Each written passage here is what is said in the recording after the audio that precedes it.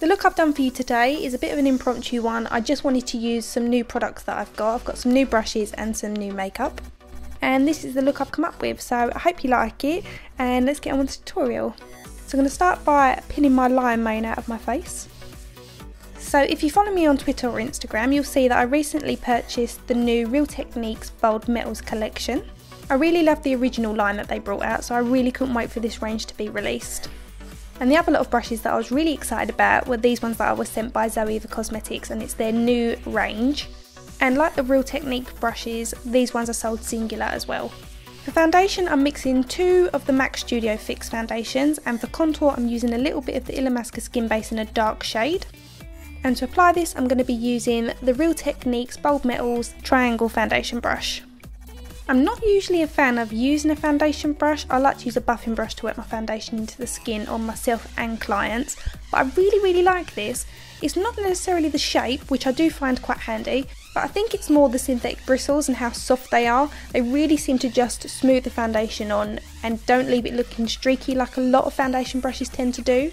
I'm not sure if I'll convert to using one of these brushes on a regular basis, but I really do like it, and I love how this shape really helps to get underneath the eye, which you can't do with a buffing brush.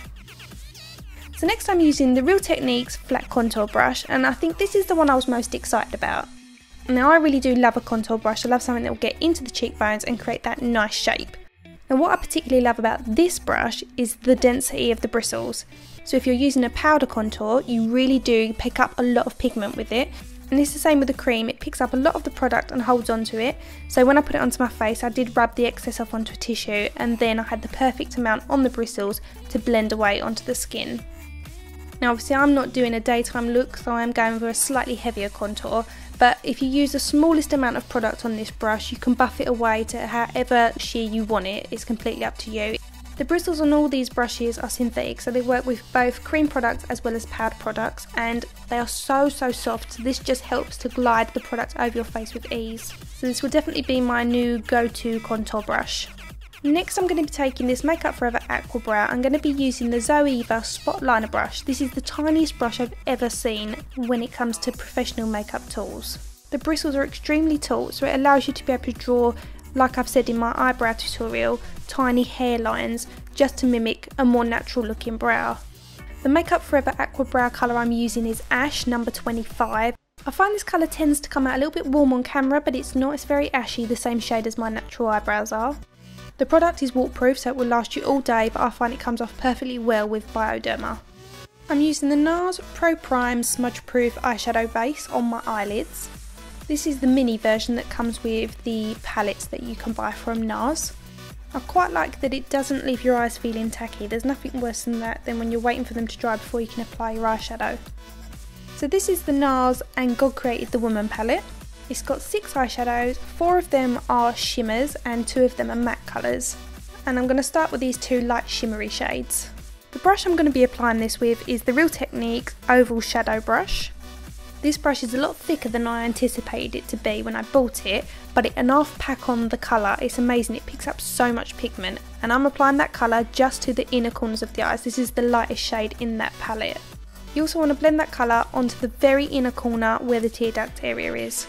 Then using the other side of the brush, I'm packing on the second lightest shade in the palette, and this is going on the outer half of the mobile eyelid, so up to the crease, and just feathering it over to meet the first shade that we applied. I'm so impressed with these eyeshadows, they are so reflective and so beautiful. Next I'm taking this neutral taupe shade, and this is a matte eyeshadow, and I'm going to be using this travel size wide contour brush from Nars. You'll see this brush is cut on an angle, so we're going to be applying the tip into the crease so that the bristles are flat on the top half of our eyelid. This is going to allow us to apply the colour into the crease area and blend outwards with ease. We're using this eyeshadow as our transition shade, and as usual I'm blending it out, creating that V shape. Next we're taking this matte dark brown eyeshadow, and I'm using the Real Techniques pointed crease brush to apply this. So as you can see, I've got a very small amount just on the tip of the brush, and we're going to be applying this just into the socket of the eye. You can feel where this is using your little finger. So we put the point of the crease brush into that area, and then we blend backwards and forwards. And because the brush is tapered, the bristles around the surrounding edges are going to blend the colour for you. You want to use a nice light hand when doing this. Many of these pointed crease brushes from other brands tend to fall flat when it comes to the tautness of the bristles. This one is brilliant. If you run your finger over the tip of this brush, you can feel that the point is flexible, but it holds its position. It does exactly what it's supposed to do. So although we've already done most of the work with the pointed crease brush, we are going to go in with this Zoeva LUXE Grand Shader brush just to make sure everything's blended seamlessly. It's a nice large brush, small enough to fit into the eye area because it's quite short, but it's wide so it covers all of the area with minimal effort, and it's really soft. I've found with a lot of brands these kind of brushes can be quite scratchy on the eye, but this one isn't like that at all.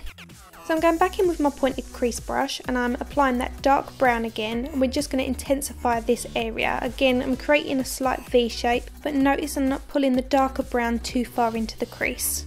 And then I'm going back in with the LUXE shader brush just to soften all the edges and make sure it's nicely blended. I'm taking that Zoeva Spot Liner brush again and I'm dipping it into the dark brown eyeshadow from the palette. And I'm going to be drawing a small line just to make the eyes look bigger. From the middle of our lower lash line, we're going to go towards the inner corner of the eye, but we're going to drop the line about 1 millimeter underneath our tear duct area. And you don't want to take the line any further than where the pink area of the inner corner of your eye starts. Then I've dipped this angled brush from Crown into more of the brown eyeshadow and I'm smudging that underneath our lower lash line.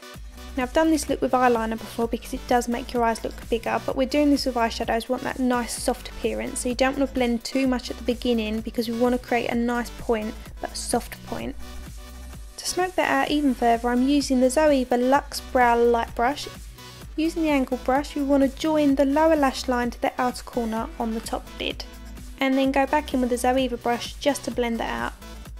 To add some intensity to the eyes, I'm going to use this Avon Super Shock Gel Liner in black, and I'm going to tight line the eyes, and then I'm also going to apply that to the waterline, but I'm going to take that from the outer corner towards the inner corner, but only as far as the middle of the eye. You don't want to take the liner any lower than where the line on the lower lashes starts to descend. Next I'm taking this cream liner pencil by Kryolan and we're going to be applying that to the inner corner of the eye up to where we've stopped with the dark liner, and this is going to make that area look nice and bright. To line the top lid, I'm going to be using this skinny liquid eyeliner pen by Aqua. I find when you're applying this over eyeshadow you need to go over it a couple of times to make it really nice and dark. If you're applying this straight over skin it tends to just glide on quite well. I'm not going to be winging this eyeliner out, I'm taking it as far as the outer corner and then I'm just stopping in a small point. But if you like to wing yours out it would work equally as well. So as you can see the look's really starting to come together. So I'm going to give my top lashes a curl with these eyelash curlers from H&M. I quite like these because they're gold, which happen to match really well with my new Real Techniques brushes. And then I'm going to apply my Too Faced Better Than Sex mascara to my top and bottom lashes. With the bottom lashes, because we're not going to be applying any false ones, we're going to give them a couple of coats to make them a little bit more noticeable, because obviously we've smudged that eyeshadow underneath them. Next I'm going to apply these really stunning mink eyelashes. These are by LENA lashes, and the set I'm using are called NAOMI, and I'm using Duo Glue to apply these. If you'd like to see an up-close tutorial on how I apply my eyelashes and my tips and tricks, you can click on this video now and it will take you to that tutorial. Under my eyes I'm going to apply a little bit of this Soap & Glory Kick-Ass Concealer. For me this is one of the best drugstore creamy concealers that you can get. Each pot contains 2 shades and it also comes with a translucent powder and a small puff to apply it. I'm using the lightest shade out of the 2 here just to brighten underneath my eye a little bit. I don't often wear concealer, but I'm applying it as it's an evening look and it will give me a little bit more coverage. I'm taking Nars blush in the shade Orgasm, and this is a pinky colour with a goldy shimmer to it. I'm using my Real Techniques tapered brush to apply this, and I think this is the ideal blush brush.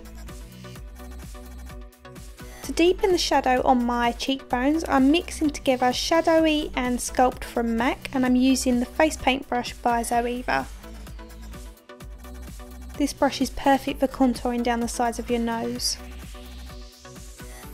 I'm using MAC's lip pencil in Strip Down to line my lips. I'm also going to colour them in using this shade. I will always opt for more of a neutral lip because you'll never ever see me out wearing lipstick. It's a very rare occasion if you do. I just prefer neutral lips, that's just me, but you can choose whatever you want. This colour I'm using here is Creme de Nude by MAC. but I just felt like it was still a little bit, it was missing something, so I decided to add pink colour from Boutique, and I just applied a small amount of that over the top with my finger just so it matched my blush, and that for me was enough. And that is the look complete. I hope you've liked it. It's a great way to make your eyes look bigger, especially if you've got particularly small eyes. If you have any questions, please leave them in the comments section of this video and I will do my best to get back to you. If you've missed any of my previous tutorials, you can click on either of these now and it will take you to those. You can also follow me on Facebook, Twitter and Instagram.